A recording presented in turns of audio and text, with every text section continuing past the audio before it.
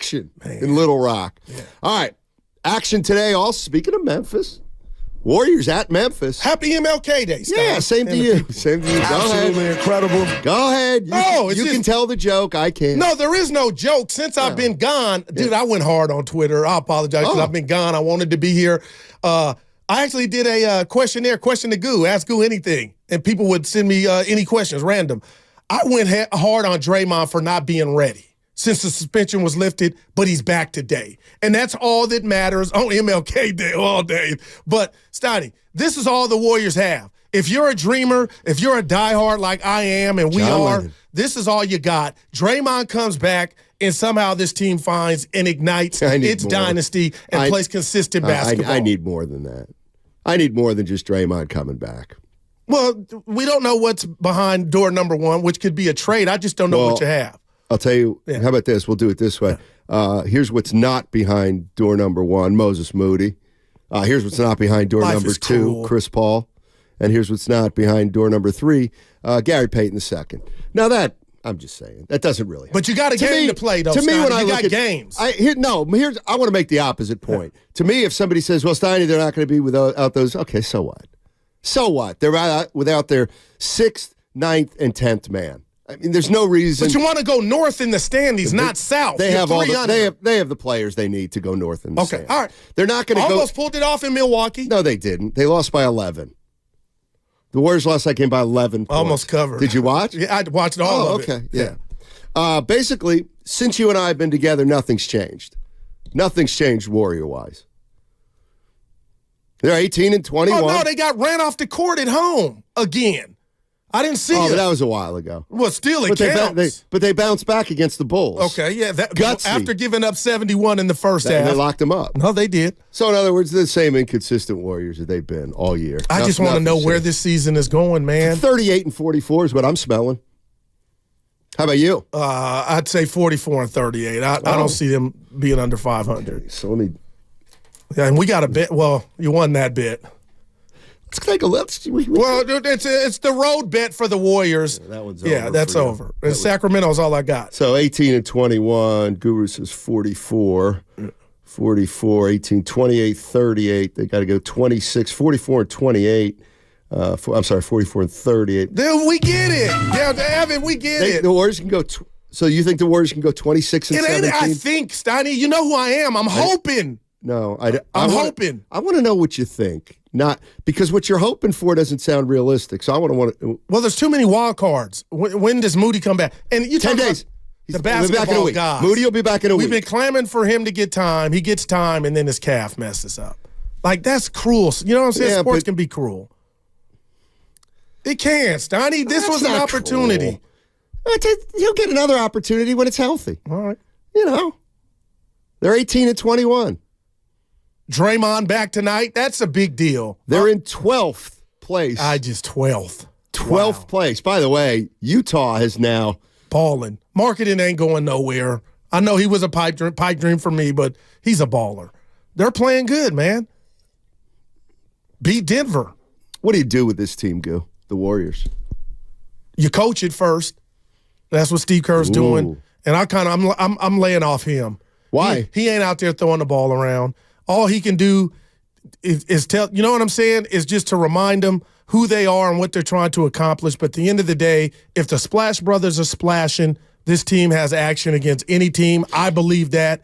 Klay Thompson, there are days to where I'm like, dude, he could go to another team and he would be coveted.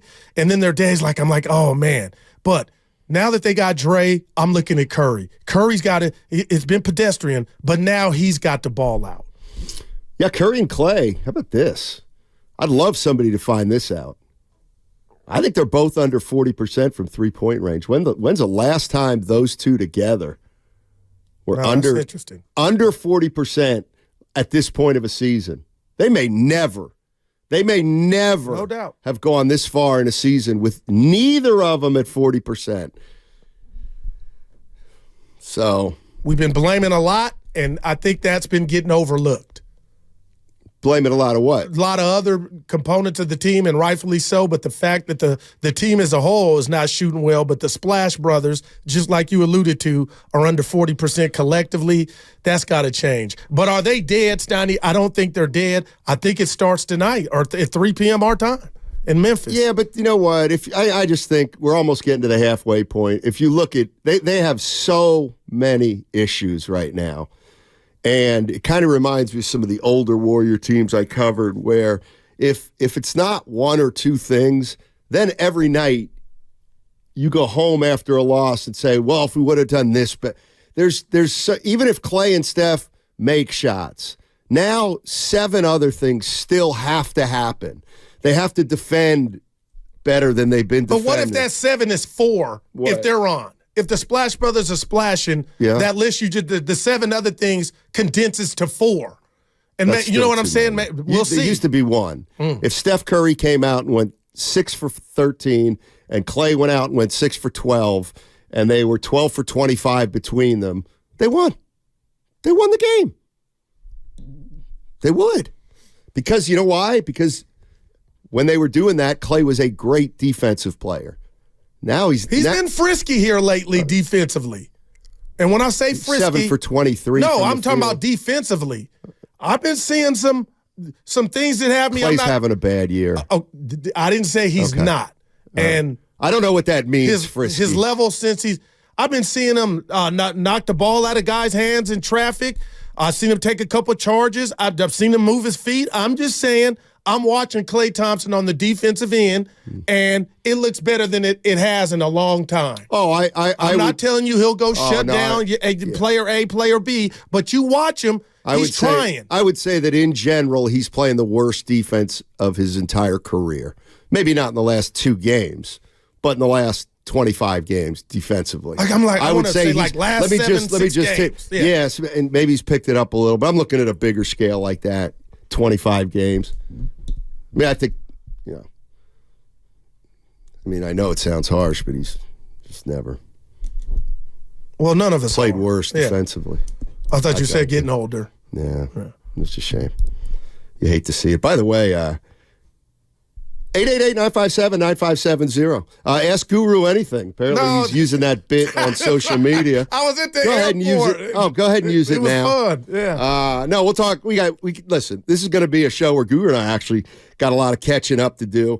So we could talk Warriors. They play the Memphis Grizzlies. Tip-off at 3 o'clock today. 3 o'clock, Martin Luther King special. Packers, they play the 49ers on Saturday. Yeah, Saturday Levi night. Stadium, 5:15 p.m.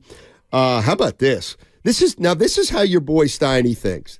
And this is why, in a lot of ways, I'm done a little different. Yeah. Well, we know that.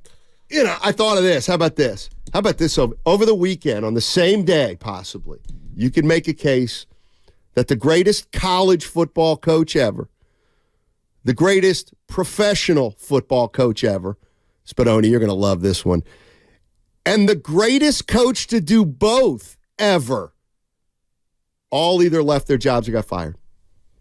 Nick Saban, greatest college football coach in history. Yeah, I love him. I'm mad at him. Bill Belichick, greatest pro coach in history. Hopefully the next Cowboy head coach. Pete Carroll, who's a guy who won maybe at a higher level at both. Yeah. Steiny. Now, you can't get a show out of that, and you can't get paid. But anyway, But you can give flowers. You can give flowers to all 3 of those dudes. And the one thing I'll say about Pete Carroll, he could coach my ball club any day. I mean, the dude, you think he's 21. He has that much energy. But the one thing I'll say about Carroll is Seattle's defense went the wrong way, and that's his forte. He's supposed to be a defensive coach. But he got Seattle to the playoffs last year, had a lead on the Niners at halftime. But Nick Saban is why I'm disappointed. He's a god. I do think a movie's coming out. But this NIL is why I think this whole deal now to where you gotta resell your players about staying on your own team. I think you know who I am? He went Kevin Durant. I ain't got to do that stuff. And I think he's old school. He's not prime time.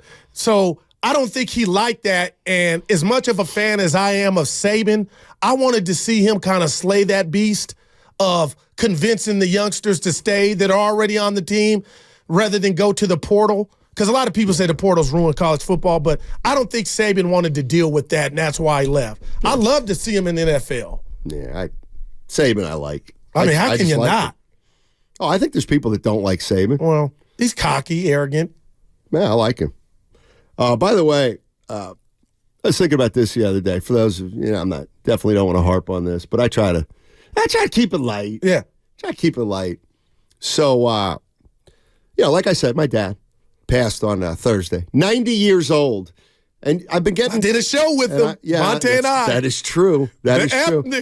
And I was, I've been getting some texts. And, I want to get back to everybody individually, but in general, I'd also like to say, man, thank you so much. People, just listeners, this, that, and the other thing, have been reaching out. It's been really touching. And, but somebody will be like, oh, Steiny, I'm so sorry. I'm so sorry. And I'm like, no, dude, I appreciate that. I'm like, he was 90. And then they're like, yeah, but I'm like, hey, dude, my dad. Pops. My dad saw Wilt Chamberlain. Now, this is incredible. Finger roll a foul shot. The boss that's and how I old said, he break was. that down. What do you mean? My dad saw Wilt Chamberlain finger roll a free throw. This had to be 19 what? He had a long life, ladies and gentlemen. 1956. But why would anybody finger roll a free throw? Because before 1956, the rule was you could break the plane of the free throw line. So you could actually jump from the free throw line and either try to throw, underhand it or throw it in. So Wilt Chamberlain would run, and he would jump from the free throw line, and he would finger roll from about halfway through the thing. That was his free throw. And then, of course, they changed the rule in about 56, I think, and they made... All because of him. Pretty much. They outlawed dunking at one time. Pretty much. So, yeah. So... I'm doing fine, and I appreciate all the concern. But yeah, circa 1953, Rockney Hall in Allentown, Pennsylvania. Man. My dad, a vibrant 22-year-old. Look at him. Going to Rockney Hall, watching Wilt Chamberlain play against pro all-stars and stuff like that. Yeah, he saw him finger roll from the line. So he'd been around for a while, ladies and gentlemen. No, 90 is I'm Steiny. Yeah. I told you I want to go till it's over, but I mean, that's a great run and a blessing. And also, I want to say, because I called him last night to just get an update, Papa Shasky in the hospital. So thoughts and prayers to the Shasky family. So we're family here, and I appreciate everybody, man. Yeah, absolutely. Good call. Good call. Joe and I have, touch base over the weekend, too. So let's go to Doug. Doug's in Berkeley. Wants to jump in here on the mortality of the Warriors. Hey, guys. Good morning. Hey. Good morning. Martin Luther King Day, can't underscore enough the importance of that man. So, number one, that. Number two, well, not number one, number two, but just want to say I lost my brother last year, younger than me. Wow. Great man. Visited China, learned to speak Chinese. I went and visited him over there when he was over there. A lot of great stuff, a lot of great memories. Speaking of those who passed, sure. And the feeling that you have when that happens cannot be explained if it has not happened to you. You can't. You send your condolences and stuff, but it's like nothing else. So. Steiny, shout out to you, and glad your dad had so many great years and saw so many great things. Yeah, thank you. Of course, Pop Shasky. Yeah, we can. Yeah. Now we can talk about how Curry and Clay can't make a shot. Now you want to talk about how Clay and Curry can't make a shot? Man, his brother, man, I love it. Oh wait, no, he wanted to. He was giving you thanks, Doug. Doug, you can call back if you want. Mm-hmm. Right, he wanted to say, hey, but then he also wanted to talk about how Steph and Clay basically stink now. Well, all they need to do. Oh, well, here we go. Is one have thing. What's like. I'm looking at you, and I came in. I told the boss and Evan, they need a renaissance. I'm all over the plane trip. Really, I would just leave that there. there's no reason the Niners will not be in Las Vegas playing for the Super Bowl. And I know I have to have appropriate fear for the Packers and whoever the Niners play after that. Yeah. But, partner, I'm telling you, for my veins and the sports fan I am, I want the Ravens and Niners part 2. I want the Niner fans to get 6. I mean, right now, just the Steiny Pulse. I do, man. We're in the Bay. It'll be a party. But what about, seriously, what about Cowboy fans though that say they ain't like been, how do you go ahead, I'm here. Internalize that. How do you rationalize? Shout out to Morning Breakfast Club in New York, DJ Envy. You have envy about a team that has everything in place, from coaching, a system, a GM that'll go out and get the necessary needs. I look at the Niners with envy.